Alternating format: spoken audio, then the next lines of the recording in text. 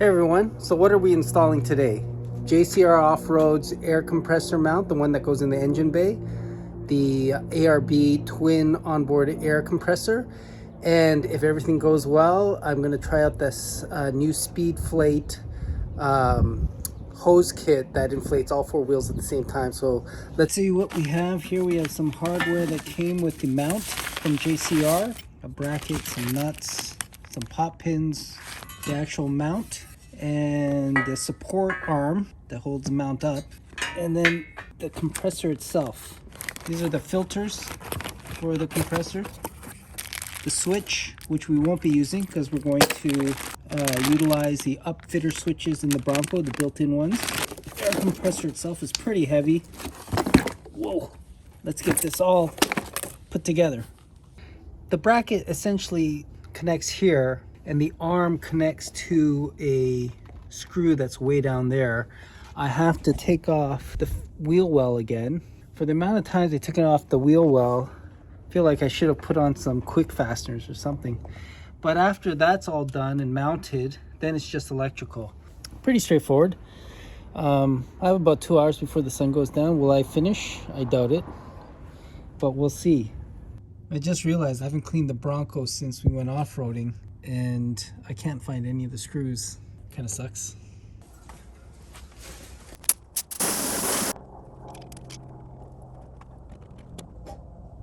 Hard to see, but it's that right there. It's a 10mm nut. It's a fender support bracket. I take that off temporarily and then place it back. That's where the support arm for the ARB bracket is attached.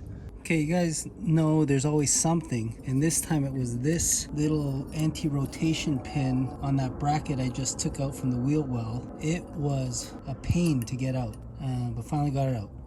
So good old Kevin over at JCR Off-road, who does those awesome install videos, that peg there is supposed to slide to the passenger side, easy as pie, but it's stuck there. I think it's locked into place. I'm not sure if I'm supposed to jam it over, force it out, or just leave it. Anyway, just another one of those things. Okay, my bolt looked a little bit different than his, and it looked like it was locked into place with this. So all I had to do is lift this to get this locking tab away from the sheet metal and then pull it out. It was easier than I thought it was going to be, but you don't need this again. Now we take this with the longer metal part sticking out like this, and then we slide it into that spot, and that's where the arm will attach to.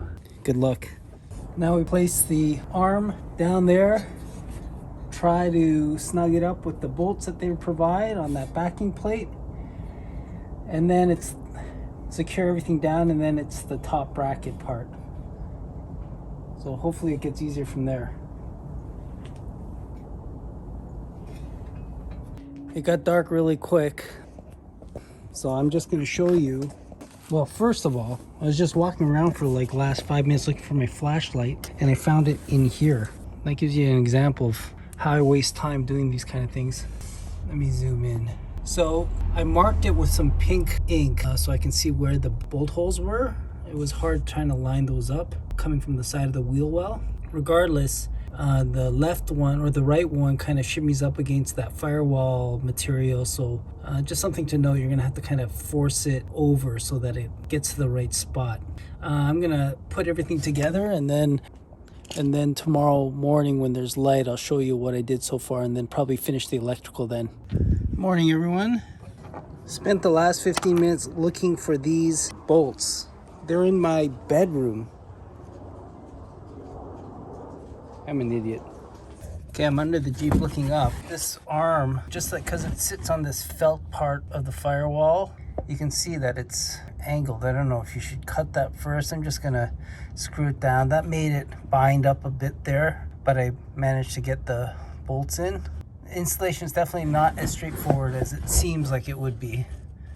Okay, everything's in. It's all tightened down. Looks pretty good. It was way easier to get those bottom that bottom bracket bolts from the bottom of the Bronco looking up instead of from the side. So it's something you might want to do if you're doing the same install. Everything's good except for the one hole that I don't have in my metal. I sent an email to JCR, see what they say, but it seems pretty sturdy without it. It's pretty good. So now installing the actual compressor. So the battery and wiring harness doesn't come with ring terminals. Just remember to pick up some so you can connect these to the battery, and also as an option get some quick connect pairs for the option to move around what you connect to the auxiliary upfitter switches. It's come in handy for me. Keep on switching things around depending on what I get, you know, and get the proper gauge. I got some of the bigger ones if I'm ganging up more than one wire. So this is the big power cable loom. I put the eyelets on. If you're doing 12 volt, one battery, you can just put both blacks on one eyelet to ground. Two both go to the battery. And then this other long wire loom has a bunch of stuff for air lockers and stuff. So if you're not using that, you can clip these two off. And really the only thing you're going to use is this purple wire there. So this goes into the compressor. And then we cut these two off, clean it up, tape it up, shorten this to length. And then at the other end, you can clip all three of these, green, black, and yellow. Purple goes right to the upfitter wire that you're going to use.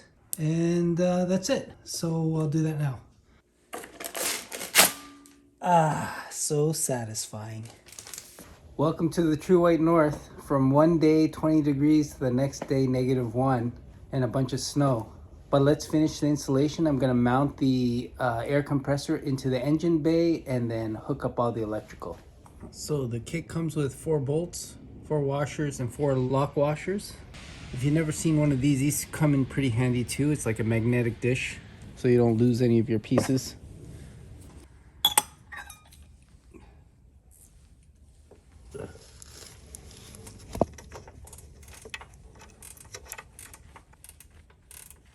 Okay, is it just me who thinks it's insane to try to get those bolts into the bottom of the compressor blindly? Is there not a way to figure out how to mount it first and then put it in? It seems ridiculously arduous. Okay, I was putting on this extra nut that I had, which I thought was the right size. And while I was turning it on, it was a little tight, and then it seems like it broke the bolt because the bolt turns with the nut and it's loose. So how do I take this off? What do you think? So I had to take this whole thing apart. And I don't know if you can see this, but underneath, it's just held by like welds, and this one just freely spinning now.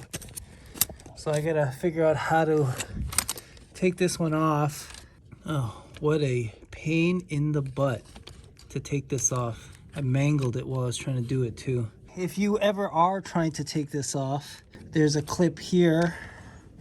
There's a hidden clip in there, which was the hardest one to get to, down in between these two pieces of plastic.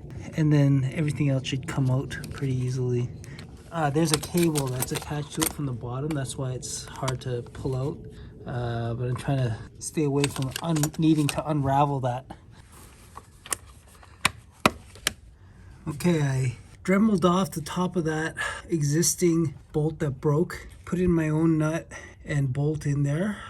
Got the negative on. I'm running out of room though on this thing, and there's no real screws that are small enough to fit these rings anywhere near the battery. But regardless, I got that in. Changed the wiring around for the rock lights and the compressor, so the compressor's on the last switch. The only thing is I dropped the bolt head that I dremeled off. I dropped it in there with a small little screwdriver, which I can't find.